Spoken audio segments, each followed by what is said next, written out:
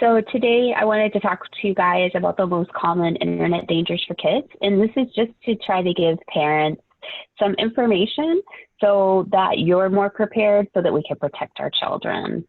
So my name is Michaela Lee. I'm a principal solution architect for our security assessment team here at CDW. I've been in information security for the last 10 years. And the subjects that I wanted to talk about today were cyberbullying, phishing, catfishing, and inappropriate content. So cyberbullying is probably one of the most prevalent. I'm going to spend a little bit more time on it. It's something that I see quite a bit out there, and it's something that I think is one of the most detrimental things. Phishing is one of those subjects where it's kind of easier to phish someone who's younger. They don't have as much experience as far as those subjects are concerned. Catfishing is where you pretend to be someone that you're not. And then inappropriate content is something that we'll get into as well. That's the inappropriate content that they may post or they may share.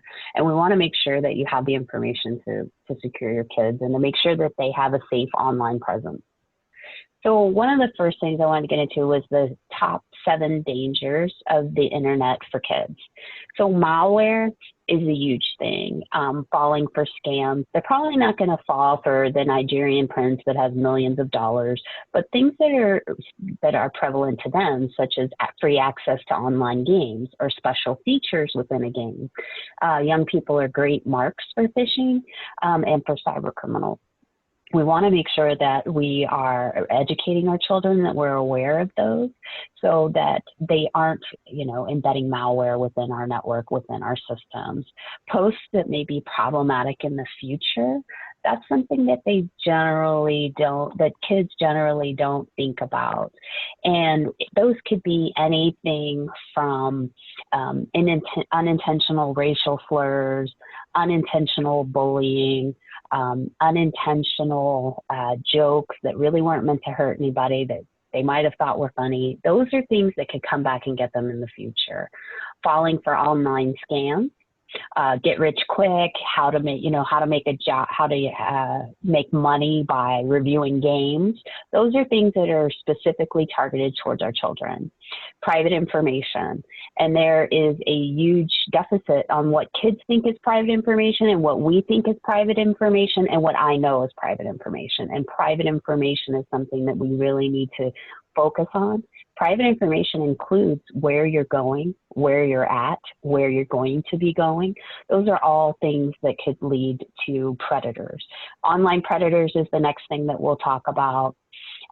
There's predators that stalk children through the different applications that we want to be aware of and make sure that we're protecting. And then, of course, online bullying still being one of those biggest factors. So let's jump into online bullying. According to Internet Safety 101 curriculum, there are many types of cyberbullying, right? There's gossip. So it's just kind of friends and family and acquaintances talking about someone's reputation. There's exclusion, deliberately excluding someone from an online group. That is viewed as a type of bullying. There's nation. We're breaking into someone's email or other online accounts and sending out messages that can cause harm to them. That's done in the adult world as well as in the teenage world. And in the teenage world, I know when I was a kid, anything that happened like that was the end of the world because that was all I knew. Harassment is repeatedly posting or sending offensive, rude, insulting messages to a specific person. Cyber stalking is someone who's posting unwanted messages or unwanted advances or trying to be someone's friend when it's obvious that they don't want to be. There's outing and trickery, and then, of course, there's cyber threats. We need to be aware of all of these different challenges to our kids and make sure that we're, like I said, educating ourselves as well.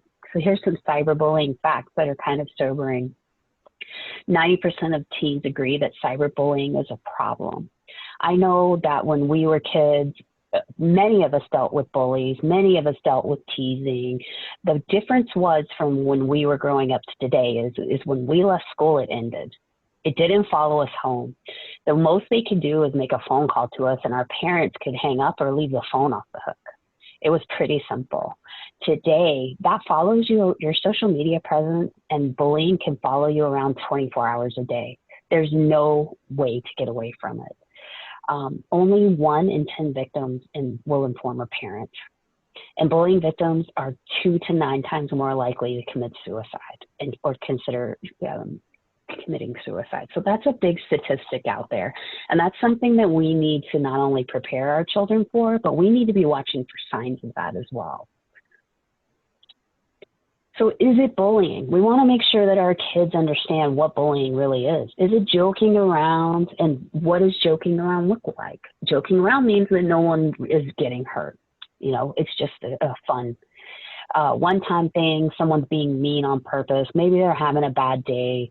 You know, those are things we should consider. A conflict is, you know, 2 people and that argument, that balance of power. And then bullying is continued, repeatedly unwanted, aggressive behavior towards someone, period. And it can be social, physical, verbal, or cyber. That is considered bullying, and there are many laws against that, and there are many ways that we can try to protect our children. So here are kind of 10 golden rules to try to prevent social media bullying, but also to make sure that we aren't instigating it as well. So block the bullying, ignore it at the first offense. That's it. Don't retaliate. That's the biggest thing. Once you retaliate, there becomes an issue of what they did versus what you did. So the best thing to do is to never retaliate in these instances. You definitely want them to tell an adult. You want to save the evidence. You want to take screenshots. You want to take logs. You want to make sure that you keep all that. Keep a log of everything that happened and make sure that it's all there.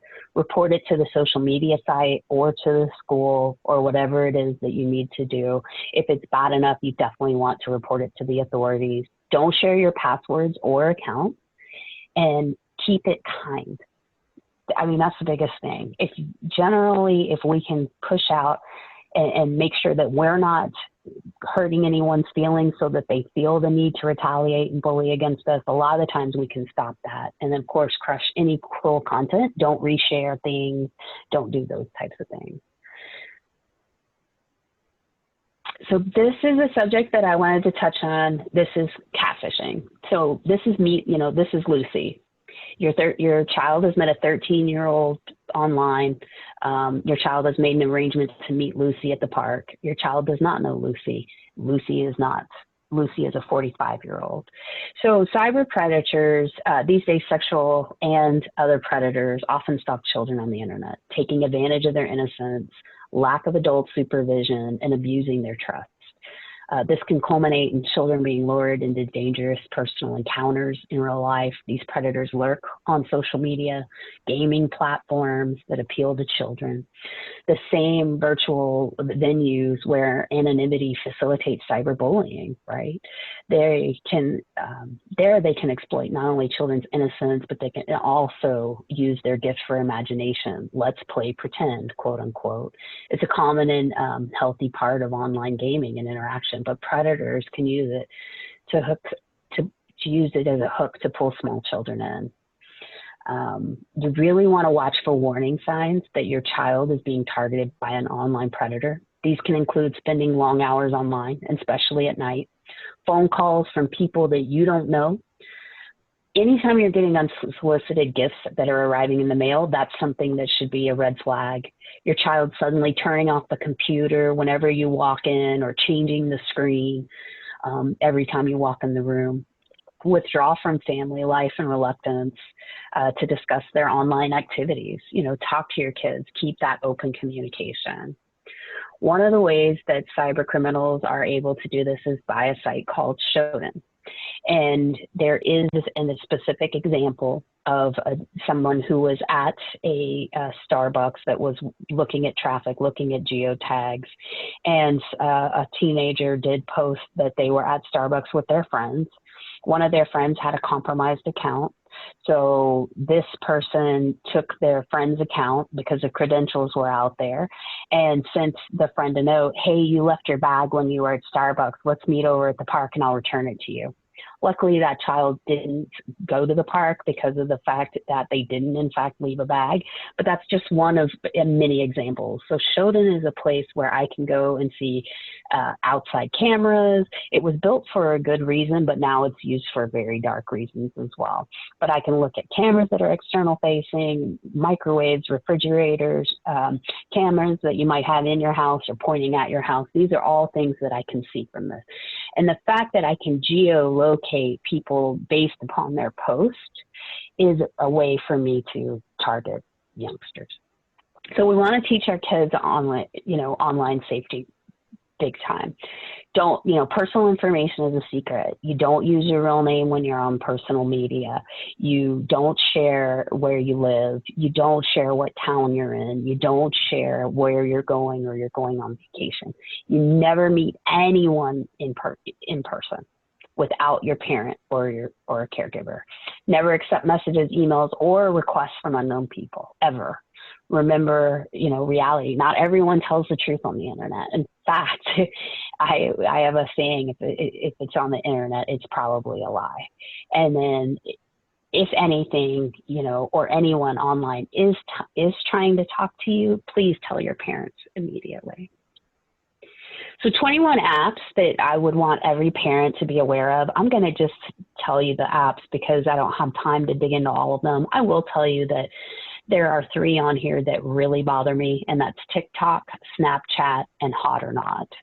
So Plenty of Fish is a dating site. So is Hilly. They allow you to exchange pictures, have online correspondence. Zooks is another one. Mako Space is another one. Big Secret Folder actually will tell you how to hide videos and pictures within an app. Monkey, Meet Me, Grindr, Scout. WhatsApp is another one where I can send messages where I don't have to go over SMS. Badoo, Bumble, Keek, Live Me, Holla, Whisper, Ask FM, Calculator. So Calculator is only one. It's an app that has it's a secret app that is used to hide photos, videos, files, browser history. But it looks like a calculator when you look at the actual app. But it's actually a way for you to hide information. And then Hot or Not. So Hot or Not is one of those ones where anybody can post a photo, and other people, anonymous people on the internet, will rate if that person is hot or not.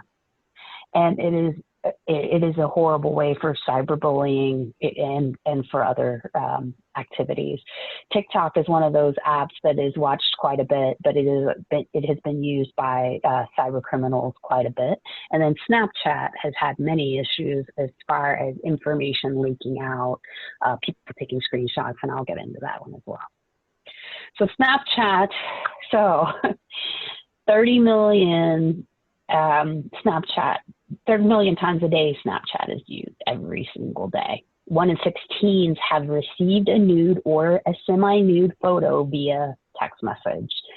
The biggest thing with that is that if your teenager sends it to someone or someone sends it to your teenager, it depends on the ages, that type of thing. But there's always a risk that if you're, depending upon the state and what the actual laws are, if there's some states or if there's more than a 2-year age gap, that person is considered of age, and so it can be seen as pornography. We want to make sure that we protect our children from that. I would hate for someone to have a 16-year-old who has an 18-year-old boyfriend that sends them a photo, and now we're looking at something like that.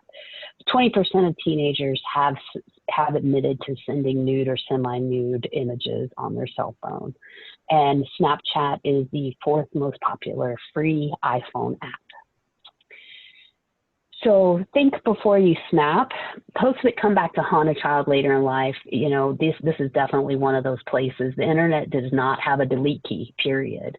I tell people all the time, I'm very thankful that I did all the stupid stuff I was going to do in my 20s before people had camera phones. It is the opposite of Las Vegas, right? Things that happen online stay online forever. Anything your child puts online is nearly impossible to remove later. This can be found by employers, universities, things that, that could really affect you later on in life when you're older and a little bit wiser. The dangers of social media is especially daunting. It's hard for teenagers in particular to consider how a party picture or Snapchat message could cause problems 10 years down the road when they interview for a new job, or how a prospective mate might respond to personal content that they posted in their social media profiles or other websites when they were younger. Explain to your teens that their style and opinions are guaranteed to change as they grow older. With a no take back or delete buttons, their 15-year-old self can dramatically alter their adult life in a single click. And that's something that we really want to ingrain into our children. How they wish to present themselves online and in real life are likely not the same at any age. But internet posts are forever. The internet can pose serious dangers to children. It can often also open doors of wonder for them that previous generations could not have even dreamed of.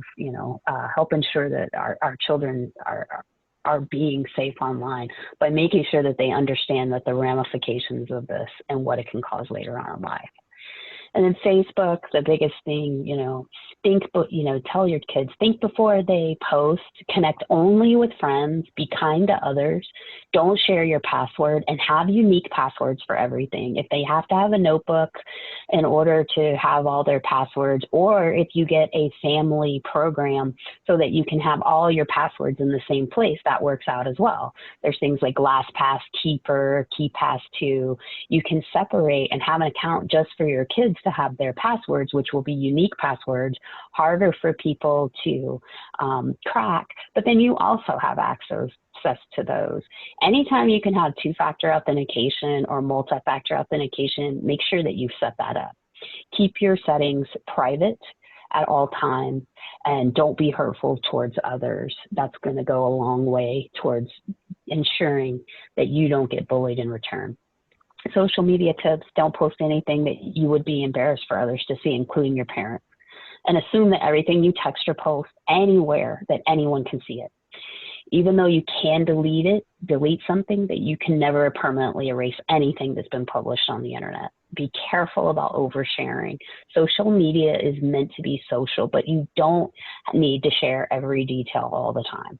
Properly set up your privacy settings. Do some Google research with your folks and make sure that that account is locked as privately as possible and that you're using all the controls that you can.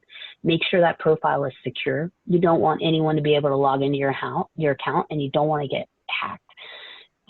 Multi-factor authentication. Anytime you can double opt-in when possible, make sure you do it. Be considerate of others. Use your manners just like you would in person. Just because you can't see people's face doesn't mean that you have to hurt them. Don't vent or complain on social media, specifically when it comes to organizations, politics, religion. You need to know that others that are looking at that post, and they will judge you accordingly. Be cautious of your friend requests. Don't accept anyone or everyone. Make sure that you know that person in real life before you accept them. And always avoid using location services. That means turning off location services on your phone at all times unless you have to have it on. Then in conclusion, and this is kind of small, online tools let you control your kids' access to adult content, but they also protect them from internet predators. Many internet service providers will provide parental control options. You can also get software that helps you block access to site and restricts personal information from being sent online. Other programs can monitor and track online activity. It's a good thing to do that. More important than blocking objectionable material is teaching your kids to be safe and responsible with their online behavior. Keep an eye on what they're doing on the internet and how long they're on the internet. Basic guidelines to share with your kids for online is to follow the family rules and those set by the internet provider. Never post or trade personal pictures, ever.